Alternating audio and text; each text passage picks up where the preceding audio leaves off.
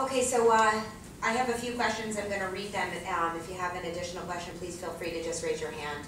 I'd be happy to address it.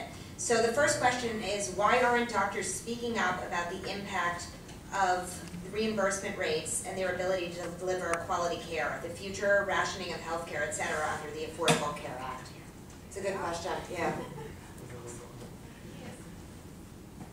Look, I think a lot of doctors are. I think when I talk to physicians, I don't think a lot of physicians realize the connection between what they're seeing in medical practice and the Affordable Care Act. I mean, the bill just passed, a couple of years ago. There's already provisions that have been put into place that I think are affecting reimbursement in medical care right now. But when I talk to the physicians, most of them don't trace those elements back to the legislation, and they're just not aware that what is in the bill.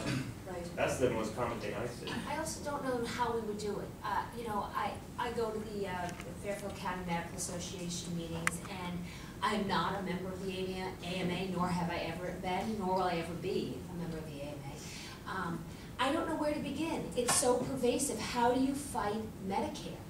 They unilaterally go and make these changes, and they say, we're going to decrease your reimbursement by, I think we're coming up on a big 20%, or they keep dangling that in front of us. And I get the ACC, the American College of Cardiology, and and that's our PAC, and we try to, go there, but it's almost like trying to fight City Hall, and doctors don't take their white coats off and go march on City Hall. It's not, we feel like, it's hubris, I will grant you, that we don't do this. We feel like somehow it's not seemly or what have you.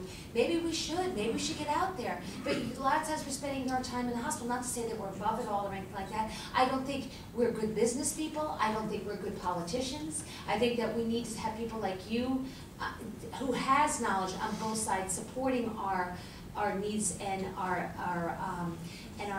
not desires, but I think we see our patients and we are scared. I mean, every doctor I speak with is so afraid of what the future is coming. They have no idea how it's going to impact their ability to provide care. Are they going to be able to keep doing this? Are they going to be able to continue seeing Medicare patients?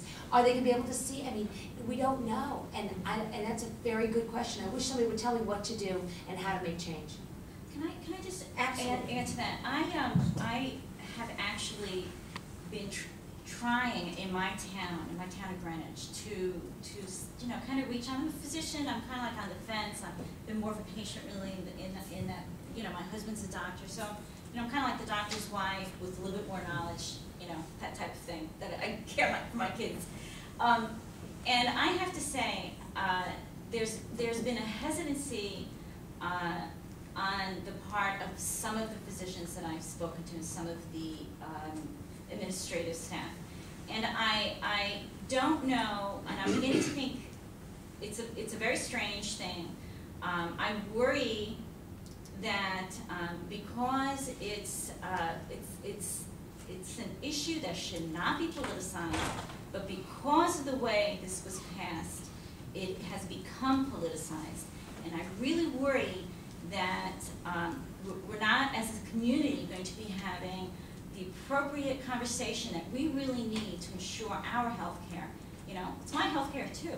It's really nonpartisan, but I think because of the way it was passed, it's become a partisan issue, and that's a shame. And I think that could be part of the reason for frustration. Did you want to add something? Well, yeah, anecdotally, you talk about your dad retiring earlier, our neighbor retired early, he's in the 60s, for the reasons, he's sole practitioner, reasons that you mentioned.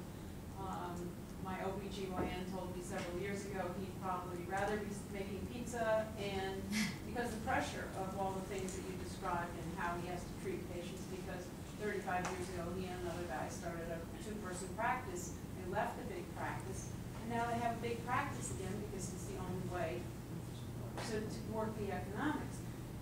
But what troubles me is that it is a ballot box issue. So you can call it political or whatever you want. Most economic issues, social issues are ballot box issues. And what I don't understand is why the doctors who have been under such pressure, even before Affordable Care, on reimbursements, when I see what my insurance company, and I'm paying, your huge private rates, which I've paid for 20 years, I see what things get written down to. They can't practice medicine. Right. Which means I'm not gonna get good care. Right. Down the road, you got a bunch of smart people in this town, regardless of which party you're with. We're taking ourselves, our parents, our kids, most importantly, down a path that isn't gonna work. Right. Not that medicine was exactly working beautifully before, but what I don't understand is why doctors don't say, this is killing me, I can't practice medicine, I can't do my job in 10 minutes. Factory workers stood up and said, you know, we can't work at this speed. You can't practice medicine that way. It's called practice, they say, you know, for a reason, and it takes time. So here we are in an educated, you know, county, let's say. Right. We're all from the same county. Why don't you guys, I mean, why aren't people getting on news shows and in the New York Times and speaking up about what the future and really what the recent past has been as you have tonight? I'm just going to say something very quickly and then I'll turn it over to you. I think this is such a tremendous point, and I oftentimes will ask my husband, who's also. What is the question? The question is, why aren't doctors really getting together and talking about essentially unionizing, which is illegal? It's not legal. It's not legal for doctors to unionize, but they're right, publicized, to talk about, to get together. What I found interesting, one of the trends in medicine as these changes slowly crept on over the last decade, certain divisions of medicine were affected more than others. So the primary care docs were affected, but the specialists weren't. So they're like, well, it's not in my backyard yet, so I'm just going to keep my mouth shut over here because my livelihood isn't affected.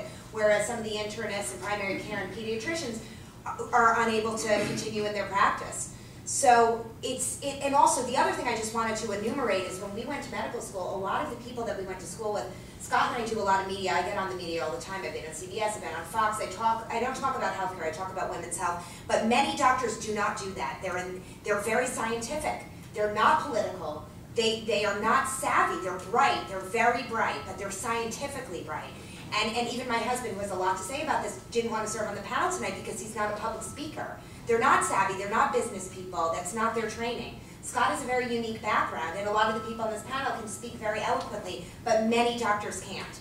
And so that's the problem. You have a lot of people that they're not business savvy, they just want to practice. They're interested in scientific, they want x-rays, they want to look at the pathology report, that's what they're doing. And so it's hard, but you make a great point. You know, if it were a Wall Street or if it were a lawyers, it's a little different, at least the doctors that I know. There are doctors that are good mouthpieces, but they're in the minority. I'll just, part of the issue is the way doctors are reimbursed under the formula, the way Medicare does it. It's effectively a fixed pot of money, and it gets carved up between the different specialties. So what happens in Washington, the political dynamic is that the medical specialties fight with one another for a fixed pot of money.